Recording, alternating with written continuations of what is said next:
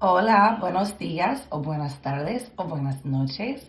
Welcome to our module video. Today is a much shorter video for you, but I do want to talk about a couple of other things relating to subjunctive that I did not talk about in my last video. The reason why I didn't want to include this in the last video is because subjunctive on its own can be very heavy and a little tricky. So I wanted to separate these two related ideas into two different videos. That way you wouldn't be so overwhelmed. So let's do a quick recap of the subjunctive, and then I'll talk about what I want to talk about today with subjunctive. So in Spanish, the subjunctive is el subjuntivo. And let's recall that a subjuntivo is a mood, not a tense. Now, don't get too confused by that. When we say it's a mood, that pretty much just means that it's situational. So we use this mood talking a lot about the unknown, right? Things that we're not certain of, things we are hoping for, things we might recommend, and it doesn't mean that it's definitely going to happen. So that's what it means when it says mood, right? Tense more so, let me think of a way to explain this to you to make it a little bit easier. Tense is a little bit more concrete, right? So we've got present tense, we've got past tense, future tense. That is saying that something happened or happens or will happen, right? Later, I will wash my dishes. Yesterday, I walked the dog. So that's more of a known thing, a known action that happened. We call subjunctive a mood because there's a lot of abstracts, it's not necessarily concrete. Again, we're hoping for something. We might be suggesting something. We might be hoping to God, right? Ojalá. So that's why we call subjunctive a mood. But it does share a lot of similarities with a tense because it's got endings, much like a tense does as well. Okay? So el subjuntivo, we know that we have weirdo. Okay? And I'll leave out the S for now. So we've got wish, emotion, I'll come down here, impersonal expression,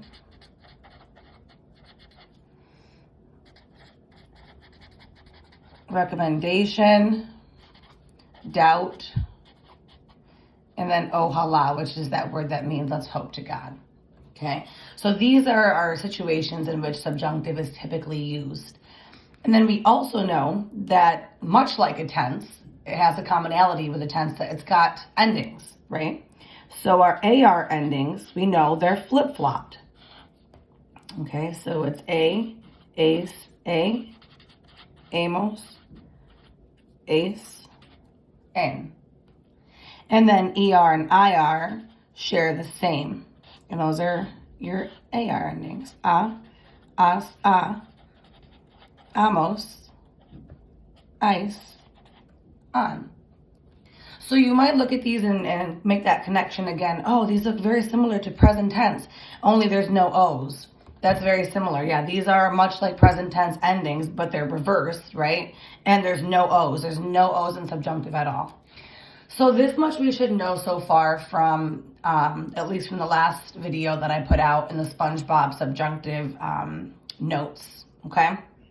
So what I want to talk to you today about is the following: irregulars.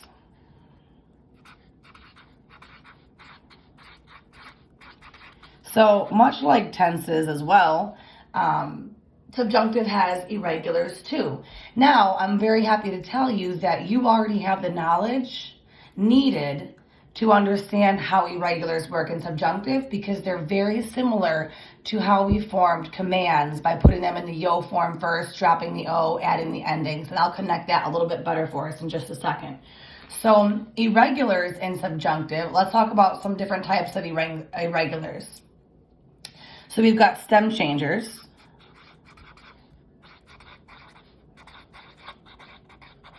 Okay, stem changers do happen in the subjunctive, right? E to IE, O to UE, U to U, E to I, etc. Okay, those happen in the subjunctive. Now, let's talk about a different type of irregular. Let's talk about go-go's. Go-go's also happen in subjunctive. Tango, ago, and I'll talk about that a little bit more in a second. And then we've got some kargar and zars. Those happen here as well.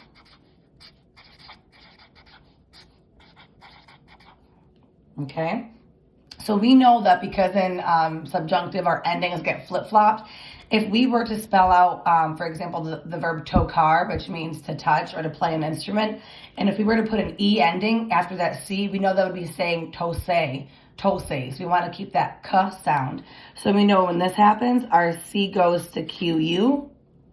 We know in gar that G, if we were to put an E ending after that G would be making an H sound, like huh, like yeah, hey. We don't want that. We want to keep the g. So G goes to GU. And then a general rule in Spanish, we can't ever have a Z and an E. So the Z here goes to a C. And again, all these notes are going to be in your SpongeBob packet, but I wanted to do just a couple of quick, examples of these. That way you can have them as a video and they're fresh in your head as well. All right, so that's pretty much the extent of irregulars in the subjunctive. We've got stem changers, we've got go-go's, we've got kargar and zar, and we've got a couple of other verbs that have spelling changes as well. I'm going to give you just an example of one here. I'll let you know when these pop up in activities, and I'll let you know when to refer back to SpongeBob packet when they come up. So saber, it's irregular. Think about this. It's got an irregular yo form, right? So that would look like this. Sepa, sepas, sepa, sepamos, sepais, and sepan. So I would give you, again, I will let you know when any of these irregularities happen in an activity so you'll know where to find them and to go back and check them out. So let's do a quick example of go-go's. So I want you to think back to when we did commands in Spanish, right? Remember when we did commands? I'm gonna just do a fresh page here, and I want to do a very quick flashback to the commands just to make a little connection here for us. So remember when we did commands, we had two commands, right? We had affirmative, and then we had two commands, negative, right? And with the two affirmative, we only just had to put the verb in the usted form, right? But with the two negative, I'm going to section this up because this is the one I want to really focus on. The two negative and also the usted and ustedes and nosotros had this series of rules that we had to follow, right? So we put the verb in the yo form first. And then recall, we would drop off the O. And then we would swap our endings. In this case, right, don't get this confused with subjunctive, but in this case, we're doing a flashback. An AR would get an ES ending, and an IR would get an AS ending, right? So if I wanted to say, don't wash the dishes, I would say no. Okay, lavar, AR verb, lavo, drop the O. And then in this case, it would be laves. Los platos. See how we kind of have the same idea here with flip-flopping endings? Now, I want to give you an example of where there perhaps might be like a go-go or an irregular yo form. So, for example, what's our verb to do or to make? Hacer, right? So if I was saying don't make the bed, I would start with no for don't. Again, this is separate. These are our commands. Let me make a little note of that so we don't get confused. I'm just showing you a similar topic. All right, so don't make the bed. No. Hacer. Okay, yo form first. Our yo form is a go-go. It's ago. Drop the O, but keep the ag. In this case, it's an ER-IR, so it would get as. Then the bed. La cama. So we have to kind of keep this same idea in mind of putting a verb in the yo form first in case it has any irregularities. So I'm going to actually I'm going to go back here 2 pages. So let me give you an example of a subjunctive sentence where we have a spelling issue like that. Let's think of our weirdo chart, right? W is wish, E is emotion, I is impersonal expression, R is recommendation, D is doubt and denial, O is ojalá. So let's do this sentence here as an example. I hope that she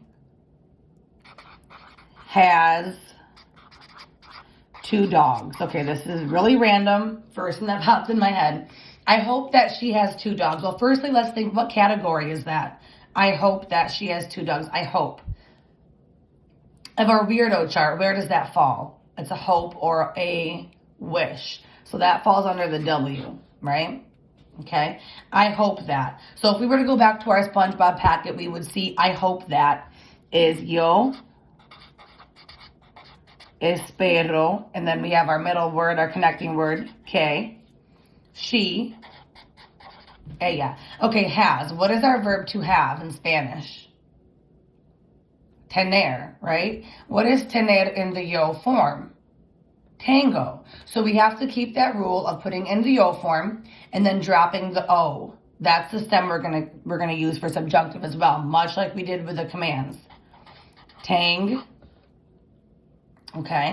So now we're gonna go back to our endings. Tener, and it's an ER verb, and for ella would be an a. Espero que ella tenga 2 perros. Okay. Let's do another example. Let's do let's do he. He fears that give me 1 second to think of something off the top of my head. He fears that the boy does the chores. I don't know why he would fear that, but it's the first thing that came to my mind, so we're going to go with it. So he fears that. That's going to be an emotion. Okay, so I want you to remember one thing that is very, very important, that everything, when you locate the that in the sentence, everything before the that gets conjugated regularly in the regular present tense. There's no flip-flopping of endings on this side of the that. Only the verb that comes after the that. Okay? So he fears. Here's the verb to fear. Temar. Okay? We know he is él. We're going to conjugate temar in the regular present tense to agree with he. Not subjunctive, regular present tense. Tema. That the boy, el chico. Okay, now does, the verb to do. That's the verb that we have to put in subjunctive because it falls on this side of the K. The verb to do is hacer, to do or to make. Now we have to think yo form first. Is hago. Okay, drop the O. So we've got ag. And hacer is an ER-IR. So we're here again. And we've got el. So a. And chores, you could say los quehaceres. Okay? So that's one thing I want to point out to you is just be cautious. I'll let you know if a verb is irregular in any way, shape, or form. I'll give you a little hint because this is still new. I might say go-go, car-gar-zar, etc. Okay? So at least for now, when we do activities in that with the irregulars, I will let you know when it's irregular and how it's irregular, so you get in the habit of thinking, okay, irregular, yo form first, what am I missing? Okay.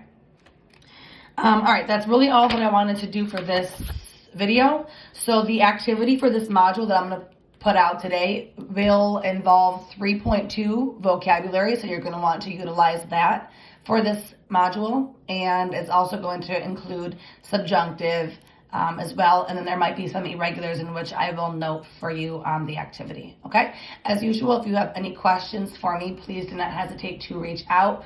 Folks, we're now in the 4th marking period, so it is really, really crucial that you give it your best effort. Please note that I'm available on Remind. I try my best to get back to you within a half an hour. I will literally walk you through any activity that I assign. If you are confused, please just do not hesitate to reach out. Okay, we're in the home stretch here, and it's very crucial that you keep your engagement and your effort high for the rest of the year. Well, at least until the rest of closure. I'm not sure if we're going to be out for the rest of the year or not. I'm hoping not, so I can see you guys, because believe it or not, I really do miss you guys.